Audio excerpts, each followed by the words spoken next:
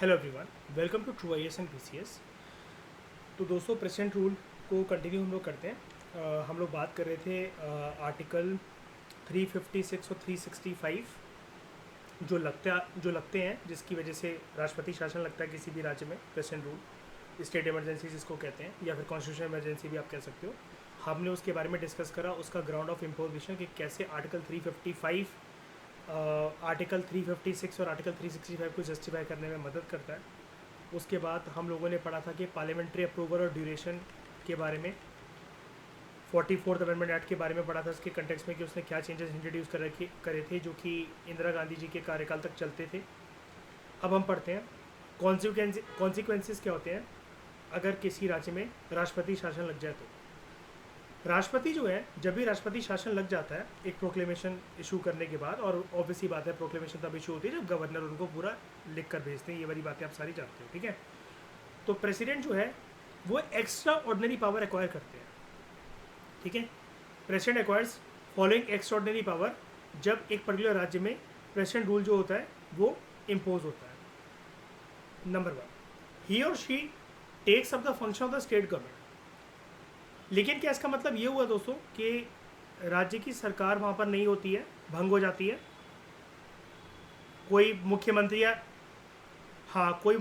या मंत्रिमंडल नहीं बचे क्या? सस्पेंड हो जाती है? नहीं होती, ठीक है। वो है, लेकिन उसको अभी हॉल्ट पर डाल दिया गया है, राइट? सही कह रहा हूँ? स्टेट गवर्नमेंट का पूरा काम एक राज्य को चलाने के लिए जो नॉर्मल सर्कमस्टांसेस में होता था, अब उसको कौन संभालता है? राष्ट्रपति, ठीक है। और powers vested in the governor और any other executive authority in the state. ये सेकेंड हाफ जो लाइन है इसकी, ये भी बहुत इंपॉर्टेंट है,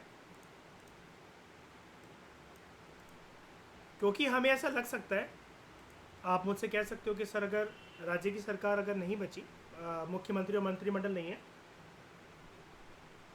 तो प्रेसिडेंट राज्यपाल को बोल देंगे, गवर्नर को बोल देंगे, या फिर अगर यूटी है with state legislature like Delhi, JNK या फिर पुडुचेरी, तो वहाँ पर एलजी को बोल देंगे, राष्ट्रपति नहीं। राष्ट्रपति के पास पूरी पावर है कि वो स्टेट गवर्नमेंट के फंक्शंस को अपनी निगरानी में रख के चला सकते हैं एक राज्य को, और जो भी पावर गवर्नर या किसी भी एग्जीक्यूटिव अथॉरिटी के पास स्टेट में होती है उसको अपने हाथ में ले सकते हैं। इसके अलावा प्रेसिडेंट ये भी डिक्लेयर कर सकते हैं कि स्टेट लेजिस्लेचर की जो भी पावर है लॉ मेकिंग की, from which kind of list? Obviously बात है, from state list. Normal circumstances में स्टेट लिस्ट के जो भी सब्जेक्ट मैटर होते हैं, ये जो इसकी बास्केट होती है, कैटेगरी होती है, बकेट होती है, इनमें जो भी टॉपिक्स जो होते हैं उसके ऊपर कौन कानून बनाता है? State legislature. नॉर्मल सर्कमस्टांसेस में जो भी स्टेट लिस्ट में सब्जेक्ट मैटर्स गिवन है उनके ऊपर कानून बनाता है कौन? स्टेट लेजिस्लेचर, यानी कि विधानसभा या विधान परिषद, अगर हो बाई कैमरा यूनि कैमरा हो, वो डिपेंड करता है कि कैसे राज्य में कैसी व्यवस्था है। लेकिन राष्ट्रपति ये डिक्लेयर कर सकते हैं कि स्टेट लेजिस्लेचर की अभी तक जो लॉ मेकिंग पावर थी with respect to state list में जो वेरियस आइटम्स, जो वेरियस टॉपिक्स, जो वेरियस सब्जेक्ट्स जो गिवन है, उनमें से लॉ बनाने की पावर अब वो पार्लियामेंट एक्सरसाइज करेगा। क्लियर है? पार्लियामेंट एक्सरसाइज करेगा। उसके बाद राष्ट्रपति can take all other necessary steps including suspension of constitutional provisions relating to the body or authority in the state। मतलब संवैधानिक प्रोविजंस के अनुसार अगर एक पर्टिकुलर राज्य में कोई भी बॉडी या अथॉरिटी है जो कि एम्पावर्ड है एक पर्टिकुलर तरीके में अपनी पावर को एक्सरसाइज करने के लिए, कोई डिसीजन मेकिंग के लिए, किसी चीज़ की एग्जीक्यूशन के लिए, प्रेसिडेंट ऐसे अनेकों कदम ले सकते हैं जिसकी वजह से उन कॉन्स्टिट्यूशनल प्रोविजंस को सस्पेंड ही कर दिया जाएगा फॉर द टाइम बीइंग, जिसकी वजह से पावर मिलती थी उस पर्टिकुलर बॉडी अथॉरिटी को उस राज्य में। ठीक है, यानी कि कुल मिलाकर पूरा जो प्रोसेस है, पूरा जो स्ट्रक्चर है एक राज्य के अंदर, प्रेसिडेंट ने जो नॉर्मल सर्कमस्टांसेस के अंदर जैसे चलता है एक राज्य के अंदर, उसको मैं ऐसा कह सकता हूँ कि उसको हॉल्ट कर दिया, उसको पैरालाइज कर दिया, उसको for the time being pause कर दिया, और वो सारी चीज़ें, सारी बॉडी पावर्स एंड फंक्शंस की रिस्पॉन्सिबिलिटीज उन्होंने अपने हाथ में ले ली इस टाइम पर। बताओ, ठीक है। तो देयरफॉर जब राष्ट्रपति शासन इम्पोज होता है पर्टिकुलर स्टेट में, तो प्रेसिडेंट डिसमिस कर देते हैं स्टेट काउंसिल ऑफ मिनिस्टर्स को, हेडेड बाय चीफ मिनिस्टर। ठीक है, स्टेट गवर्नर प्रेसिडेंट के बिहाफ पर वो स्टेट एडमिनिस्ट्रेशन को कैरी आउट करते हैं, क्योंकि राष्ट्रपति के पास इतना टाइम नहीं होता कि एक राज्य में पूरी की पूरी व्यवस्था को देखें, और राष्ट्रपति से ज़्यादा एक्सपीरियंस, ज़्यादा नॉलेज, ग्राउंड लेवल की रियलिटी राज्यपाल जानते हैं, या फिर अगर यूटी के केस में बात करें तो वो एलजी जानते हैं। उस केस में देखो, राज्य की पूरी व्यवस्था राष्ट्रपति के हाथों में ही है, लेकिन राष्ट्रपति क्योंकि बिजी हैं और ज़्यादा अच्छे से राष्ट्रपति जानते हैं कि राज्यपाल चला सकता है, तो वो राज्यपाल के हाथ में पावर दे देते हैं कि तुम मेरे बिहाफ पर, मेरे नाम पर सारी व्यवस्था कैरी आउट करो। बस यहाँ पर अभी मुख्यमंत्री और उनके मंत्रिमंडल का कोई रोल नहीं होगा। तो अगर मुख्यमंत्री या मंत्रिमंडल का रोल नहीं होगा तो राज्यपाल अकेले कर लेंगे एडमिनिस्ट्रेशन को कैरी आउट, कर सकते हैं अकेले, लेकिन उनकी हेल्प करने के लिए स्टेट में एक फंक्शनरी और होता है, जिसको हम लोग कहते हैं चीफ सेक्रेटरी। चीफ सेक्रेटरी कौन होता है एक पर्टिकुलर राज्य में? कौन होता है? Senior most IAS officer in state, है ना। और देश का सीनियर मोस्ट आईएएस ऑफिसर कौन होता है? Cabinet secretary. और हेड ऑफ ब्यूरोक्रेसी किसको बोलते हैं?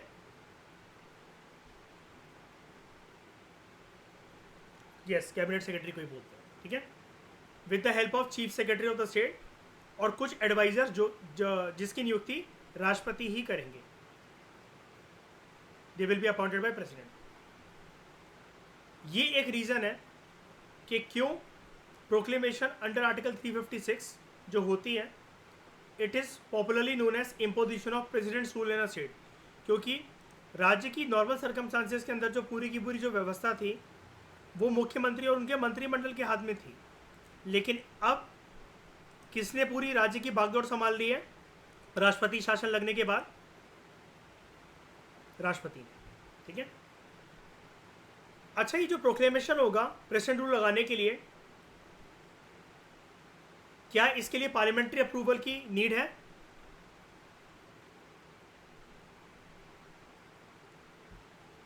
हाँ है, लेकिन हटाने के लिए नहीं।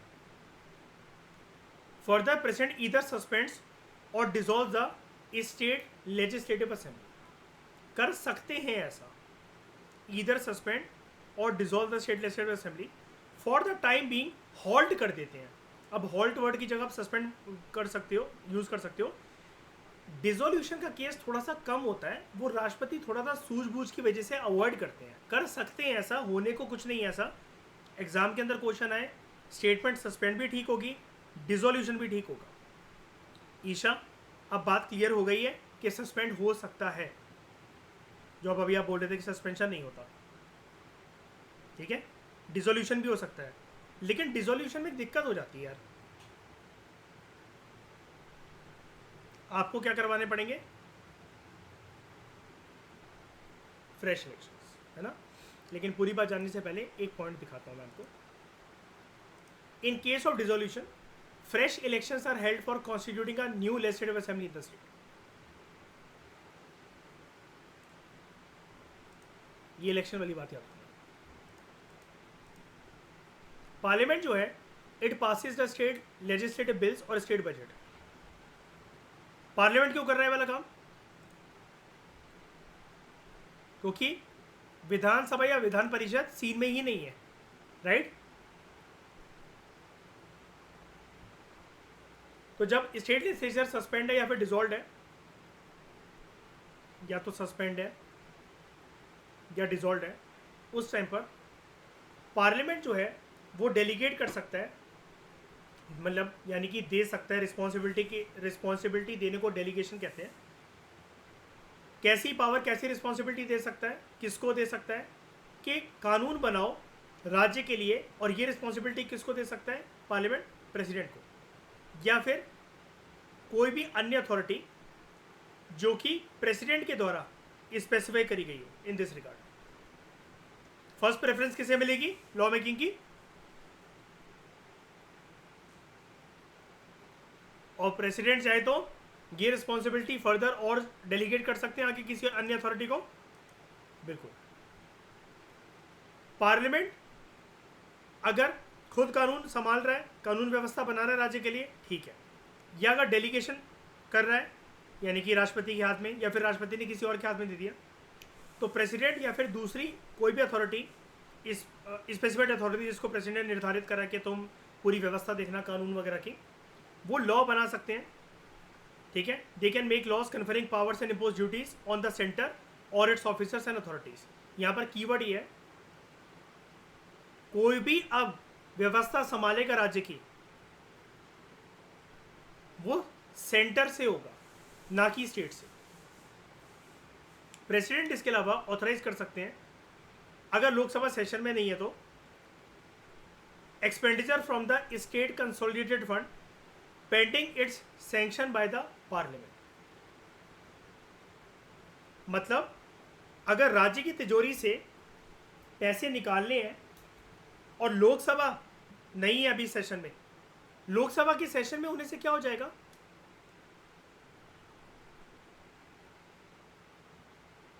लोकसभा के सेशन में होने से क्या हो जाएगा, यस लोकसभा अप्रूव करेगा, लेकिन लोकसभा अगर है ही नहीं तो प्रेसिडेंट वो वाला काम कर सकते हैं। ठीक है,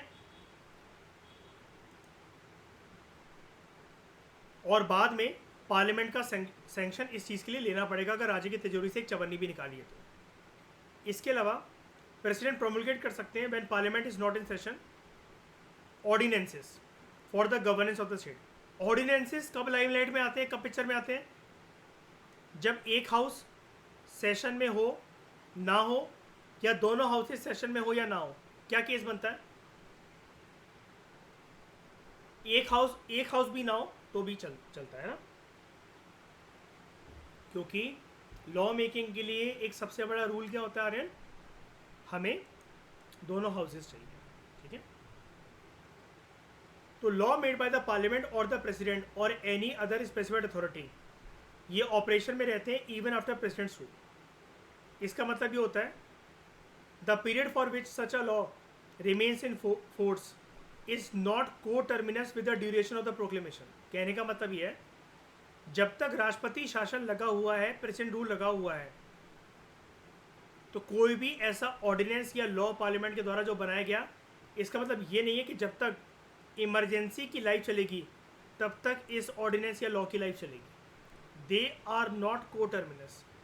ये लॉ मेकिंग इवन जब ये स्टेट इमरजेंसी या प्रेसिडेंट रूल हट गया है तब भी ये चलती चली जाएगी।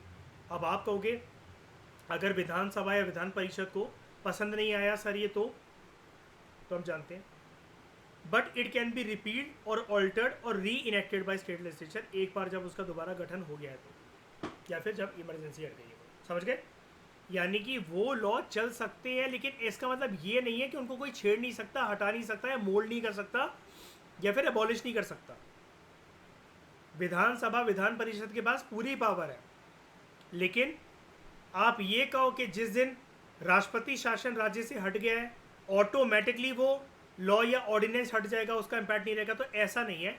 उसको हटाना, उसको बरकरार रखना, उसके अंदर कोई फेरबदल करना, कोई चेंज करना, ये सब कुछ जब स्टेट लेजिस्लेटिव असेंबली या लेजिस्लेटिव काउंसिल या मिलकर जब भी उनका गठन होगा दोबारा, या फिर जब राष्ट्रपति शासन हट जाएगा राज्य में से, वो देख लेंगे कि बेस्ट सूटेबल कंडीशन क्या है।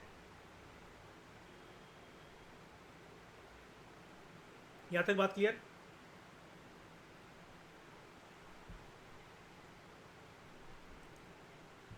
एक बात राइटर आपको यहाँ पर और बताना चाहते हैं कि president can not assume to himself और herself the power vested in the concern state high court और suspend the provisions of the constitution related to it. राष्ट्रपति कुछ भी करें किसी भी तरीके की कानूनी व्यवस्था को, इवन आपने यहाँ पर ये देखा कानूनी व्यवस्था तो छोड़ो, कितना इंपॉर्टेंट पॉइंट था ये, राष्ट्रपति वो सारे नेसेसरी स्टेप्स ले सकते हैं इंक्लूडिंग कॉन्स्टिट्यूशन प्रोविजंस को सस्पेंड करना रिलेटिंग टू एनी बॉडी या authority in a state. Constitution provisions को सस्पेंड करने तक की ताकत रखते हैं। लेकिन अगर हम इस पैराग्राफ को थोड़ा सा मोल्ड कर दें, राष्ट्रपति उन कॉन्स्टिट्यूशन प्रोविजंस को, उन कायदे कानून को, उन नियमों को बिल्कुल भी नहीं छेड़ सकते, उसके अंदर किसी भी प्रकार का फेरबदल नहीं कर सकते, या फिर ये वो खुद से अज्यूम करके ना बैठ जाएं कि मेरे पास पावर है कि मैं स्टेट हाई कोर्ट की पावर को मोल्ड कर दूं, या फिर ऐसे किसी भी कॉन्स्टिट्यूशन प्रोविजन को सस्पेंड कर दूं जो कि स्टेट हाई कोर्ट को एम्पावर करता है किसी भी चीज़ के लिए। यानी कि राष्ट्रपति शासन के टाइम पर, ध्यान से सुनो मैं क्या बोल रहा हूँ, राष्ट्रपति शासन के टाइम पर president during the time of state emergency या during the time of president's rule वो हर चीज़ को छेड़ सकते हैं, लेकिन जुडिशरी की पावर को नहीं छेड़ सकते हैं इन स्टेट। ठीक है,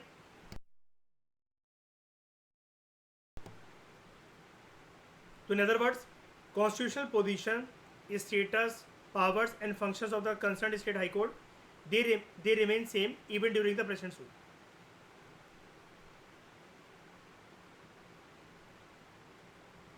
स्टेट हाई कोर्ट की पावर, फंक्शन, पोजीशन, स्टेटस में कोई फेरबदल नहीं होगी, राष्ट्रपति शासन लगा भी हुआ है तब भी।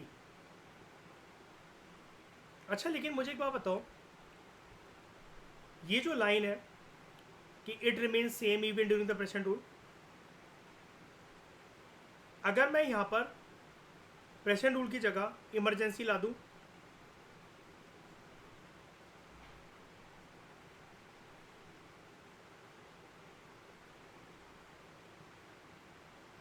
आर्टिकल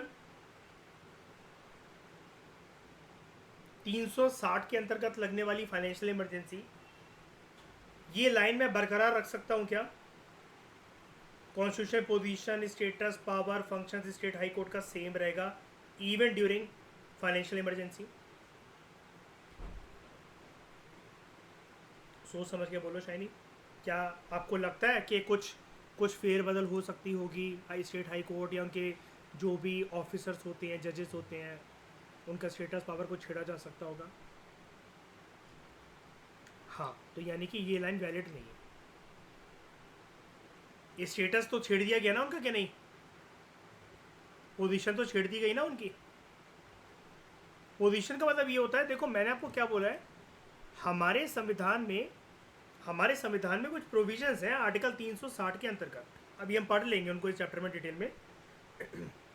भगवान की कृपा से कभी लगी नहीं है फाइनेंशियल इमरजेंसी। अगर आज के ज़माने में लगे वो कभी भी, तो नए नए कॉन्स्टिट्यूशन प्रोविजंस भी आ सकते हैं उस रिगार्ड में। लेकिन जो चीज़ नहीं है, चलो हम उनके ऊपर डिस्कशन नहीं करते अपनी अजम्पशन से। अज्यूम करना कोई भी चीज़ पॉलिटी में सुसाइडल होती है, अज्यूम नहीं करेंगे। लेकिन फिर भी आपको एक चीज़ तो शोर शॉर्ट पता है कि भाई फाइनेंशियल इमरजेंसी में कुछ हो चाहे ना हो भाई, लेकिन सैलरी नहीं मिलेगी टाइम पर, या हो सकता है कि उतने महीने की काट दी जाए, या फिर उतने लोगों को रिमूव कर दिया जाए कि भाई इतने सारे लोगों को अफोर्ड करके नहीं रखा जा सकता, राइट? ये दिक्कतें आ सकती हैं। तो यानी कि position, status, power, functions concern state high court का सेम रहता है या फिर चेंज हो सकता है फाइनेंशियल इमरजेंसी के टाइम पर?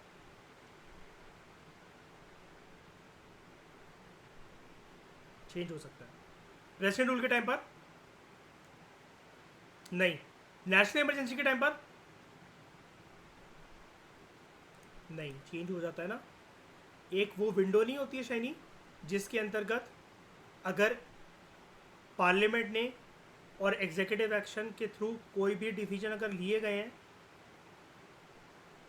वहाँ पर किसी भी प्रकार की सुनवाई नहीं हो सकती कोर्ट में, पढ़ा था ना, आर्टिकल 19 है ना, उसके अंतर्गत, या कोई दूसरे फंडामेंटल राइट्स। हाँ, एक एक्सेप्शन ज़रूर मिल गई है, कौन से 2 आर्टिकल को किसी भी सरकमस्टांसिस के अंदर नहीं छेड़ा जा सकता? 20। ठीक है। अब आपके सामने अगर फिल्म्स का क्वेश्चन आ जाए, अब मुझे लाइन बताओ, 3 लाइन आ जाए आपके सामने, 2024 का क्वेश्चन बन जाए फिल्म्स का ये, constitutional position, status, powers and functions of concern state high court remains same during president rule, remains same during national emergency, remains same during financial emergency. अगर ऐसा क्वेश्चन आ जाए तो सिर्फ एक स्टेटमेंट कौन सी ठीक है इसमें? President rule. ठीक है, शाइनी कोई डाउट तो नहीं इस बात में, समझ गए ना? हल्का हल्का सा भी आप जुडिशरी को अगर कुछ करने से रोक रहे हो शाइनी, फिर चाहे वो कॉन्स्टिट्यूशन की प्रोविजंस के अकॉर्डिंग ही क्यों ना किंतु परंतु अगर वो पैदा हो सिचुएशन, यानी कि आपने उनके पावर, स्टेटस या पोजीशन को गिरा दिया कुछ ना कुछ करके, जुडिशरी के केस में 19-20 का फर्क आना भी, यानी कि कॉन्स्टिट्यूशन प्रोविजंस या पार्लियामेंट की इंटरफेरेंस से कुछ ना कुछ हुआ है पक्का। निर्भय, हाँ बताओ क्या कह रहे हो?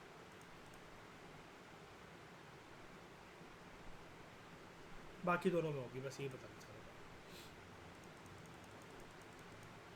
था। अब यूज ऑफ आर्टिकल 356, पहले मुझे एक बात बताओ, आर्टिकल 356 या आर्टिकल 365, मतलब कुल मिलाकर मैं 100 बातों की एक बात में ये कह दूं कि राष्ट्रपति शासन लगना, ये तीनों इमरजेंसीज में से सबसे कंट्रोवर्शियल इमरजेंसी रहती है कि नहीं रहती आज भी?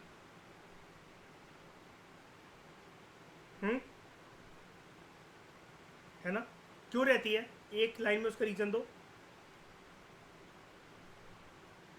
मिसयूज, यस, मिसयूज करी जाती है, ऐसा क्रिटिक्स का कहना है, कॉन्स्टिट्यूशनल एक्सपर्ट्स का कहना है, पॉलिटिकल एक्सपर्ट्स का कहना है।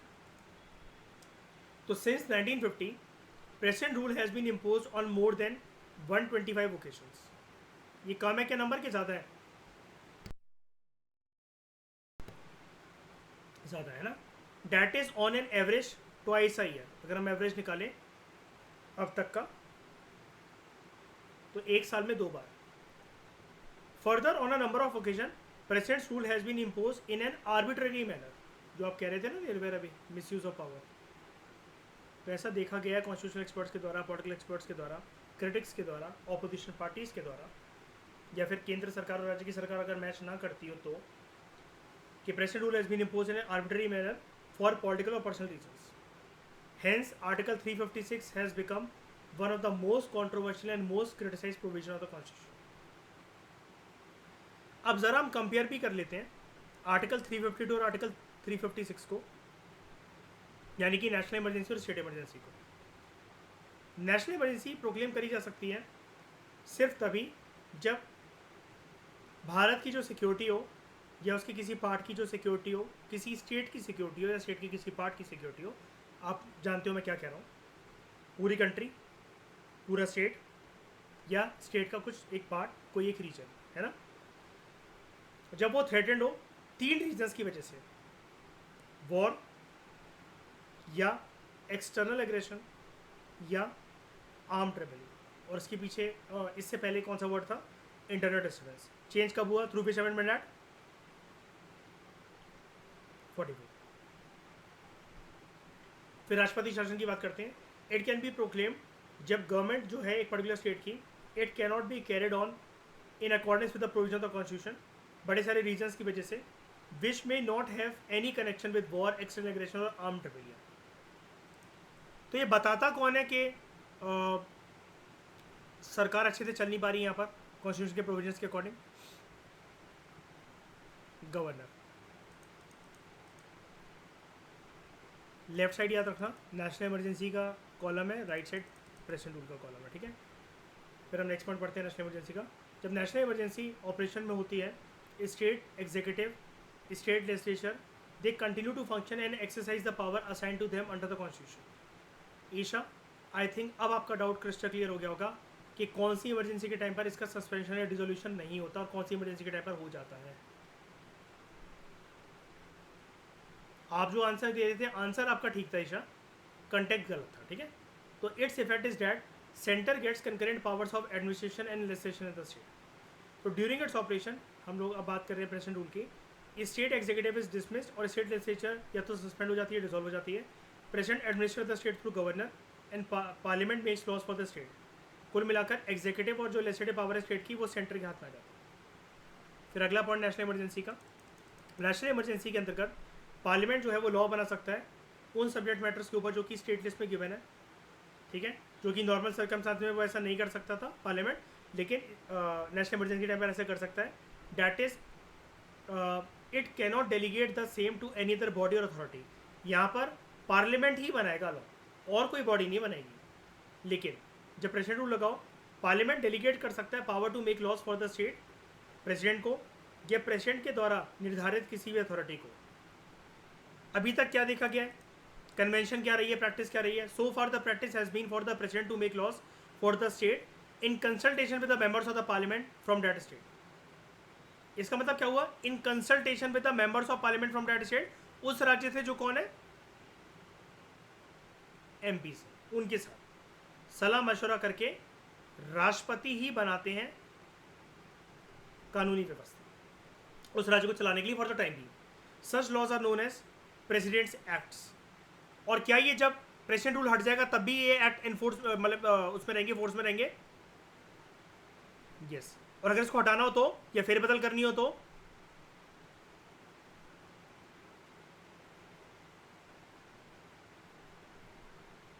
स्टेट लेजिस्लेचर देख लेगा, है ना? आर्यन क्लियर है ना मेरी बात? हाँ, तो देयर इज नो मैक्सिमम, हम नेशनल इमरजेंसी का पॉइंट पढ़ रहे हैं। There is no maximum period prescribe for its operation, it can be continued indefinitely अनिश्चित काल तक with the approval of parliament हर 6 महीने बाद, ठीक है।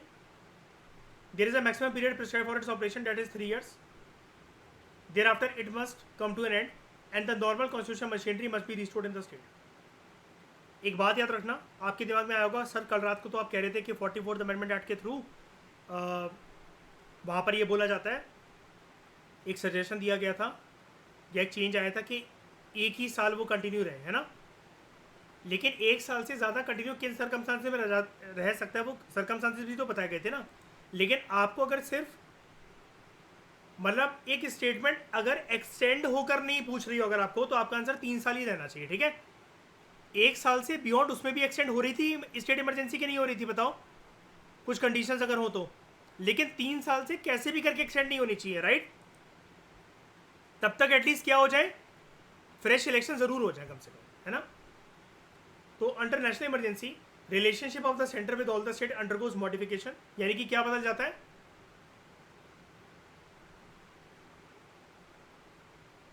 फेडरलिज्म का एस्पेक्ट, फेडरलिज्म क्या बन जाता है? क्या था structure? Unity. Under this relationship of only the state under the emergency with the centre undergoes a modification. Federal aspect यहाँ पर भी बदल रहा है, ठीक है, लेकिन पूरे देश का यूनिटरी एस्पेक्ट नहीं हो रहा। उस पर्टिकुलर राज्य की व्यवस्था केंद्र सरकार ने अपने हाथ में संभाल ली। नेक्स्ट, नेशनल इमरजेंसी के कंटेक्स्ट में हर एक रेजोल्यूशन जो होता है parliament, every resolution of parliament approving its proclamation और its continuance must be pass by special majority. Keyword यहाँ पर स्पेशल मेजॉरिटी है। और हर एक रेजोल्यूशन पार्लियामेंट का जो कि स्टेट इमरजेंसी को, प्रेसिडेंट रूल को, उसकी प्रोक्लेमेशन को अप्रूव करे या फिर उसकी कॉन्टिन्यूएशन को मतलब अप्रूव करे कि वो पास कैसे हो सकता है रेजोल्यूशन, वो सिंपल मेजॉरिटी से हो सकता है पास। ये मौलिक अधिकारों को अफेक्ट करता है सिटीजन्स के। It has no effect on the fundamental rights of the citizen. ऐसा कुछ होता है कि प्रेसिडेंट रूल के टाइम पर कर्फ्यू लग जाएगा, आर्मी आ जाएगी, निकलने नहीं दिया जाएगा लोगों को, उनके फंडामेंटल राइट्स जो हैं वो हॉल्ट कर दिए जाएंगे, सस्पेंड कर दिए जाएंगे? कभी सुना है ऐसा आपने? लेकिन नेशनल इमरजेंसी के टाइम पर ऐसा हो सकता है? बिल्कुल हो सकता है। हाँ बताओ। हाँ हाँ,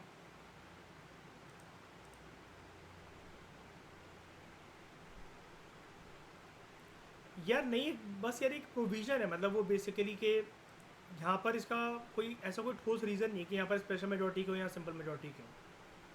ये इसलिए क्योंकि ये पूरे देश के फेडरल एस्पेक्ट को चेंज कर देता है, बस इसलिए यहाँ पर स्पेशल मेजॉरिटी, क्योंकि आप मुझे खुद बताओ ज़्यादा वजनदार चीज़ क्या है, स्पेशल मेजोरिटी की सिंपल मेजोरिटी, मतलब ज़्यादा टफ क्या है ना। तो जब पूरे देश के ऊपर बात आ जाए तो स्पेशल मेजोरिटी। अच्छा एक बात और, इस चीज़ की सब लोग क्लैरिटी रखना, आपका आंसर स्पेशल मेजोरिटी का with respect to national emergency कभी चेंज नहीं होगा। कहीं आपका दिमाग ये सोचने लग जाए कि सर ऐसा तो नहीं कि पूरे देश में जब नेशनल इमरजेंसी लगेगी तभी हम स्पेशल मेजोरिटी को यूज़ करेंगे, मतलब पार्लियामेंट के कंटेक्स्ट में पार्लियामेंट जो प्रेसिडेंट जो प्रोक्लेम करेंगे उसको जो सपोर्ट करेगा, अप्रूव करेगा स्पेशल मेजोरिटी से। ऐसा तो नहीं कि जब पूरे देश में लगी नेशनल इमरजेंसी तभी होगा। कहीं स्पेशल मेजोरिटी की जगह सिंपल मेजोरिटी तो यूज़ नहीं हो जाएगी आर्टिकल 352 में, अगर किसी स्टेट में या स्टेट के एक पार्ट में या देश के किसी एक रीजन में लगी नेशनल इमरजेंसी। बताओ ऐसा कुछ है क्या? चेंज होता रहेगा।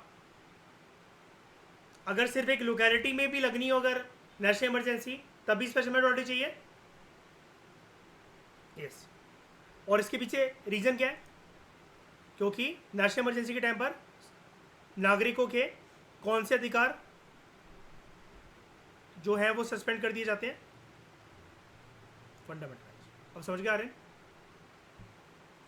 Lok Sabha can pass a resolution for its revocation, there is no such provision, it can be revoked by the president only on his और हर ओन। तो पहली बार प्रेसिडेंट रूल इम्पोज हुआ था पंजाब में 1951 में। By now almost all the states have been brought under the president rule, एक या दो बार या उससे भी ज़्यादा बार। जब जनरल इलेक्शंस लोकसभा के कंडक्ट हुए थे 1977 में इमरजेंसी के बाद, after internal emergency. Internal emergency यहाँ पर क्यों बोला जा रहा है? क्योंकि उस टाइम पर नेशनल इमरजेंसी आर्टिकल 352 का रीजन क्या था? Internal disturbance. Ruling Congress party lost and Janata party came to power. नई जो गवर्नमेंट थी headed by Morarji Desai ji, that government impose president rule in 9 states, जहाँ पर कांग्रेस पार्टी पावर में थी। Rajasthan, UP, Madhya Pradesh, Punjab, Bihar, Himachal Pradesh, Orissa, West Bengal and Haryana. ठीक है।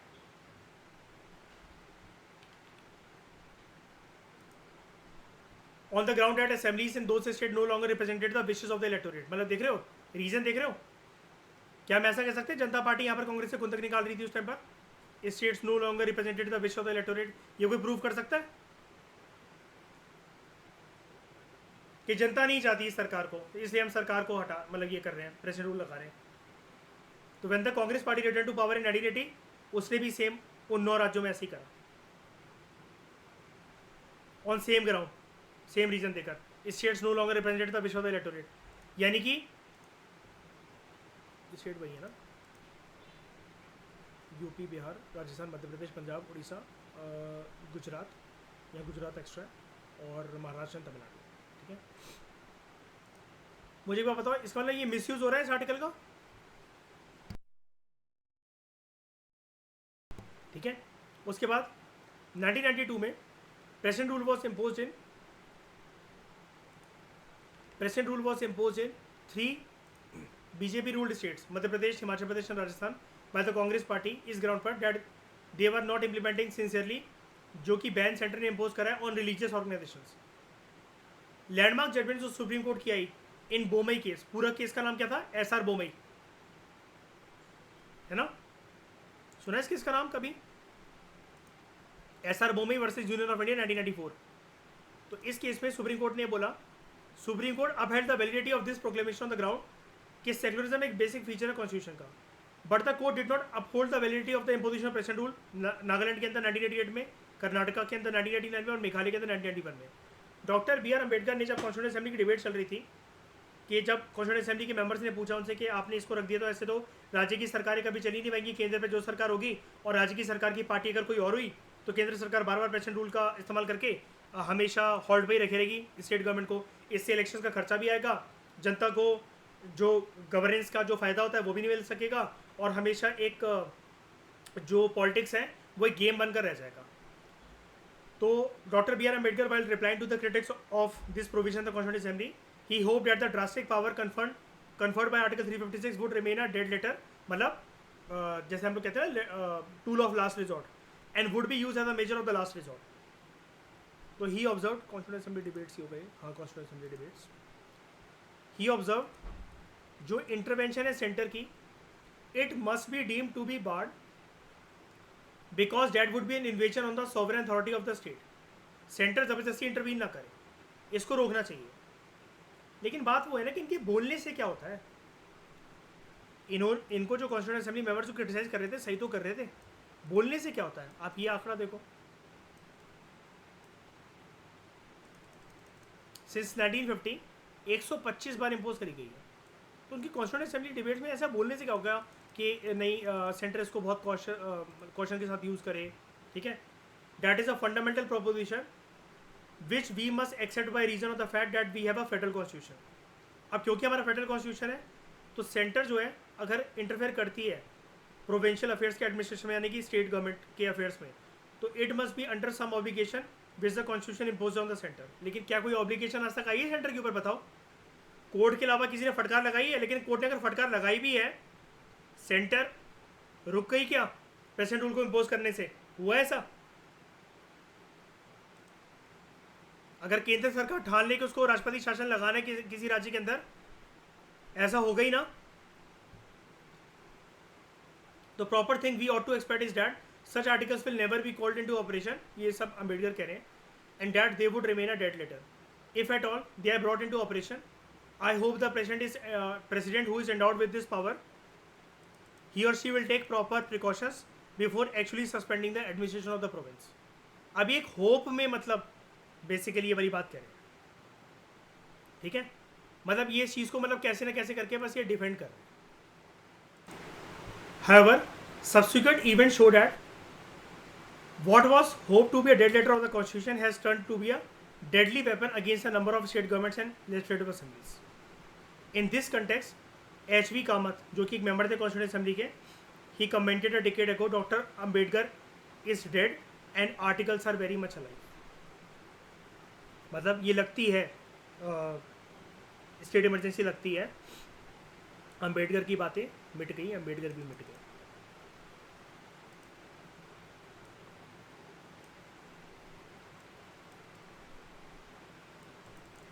तो इस डिस्कशन में दोस्तों फिलहाल इतना ही. Thank you very much for discussion.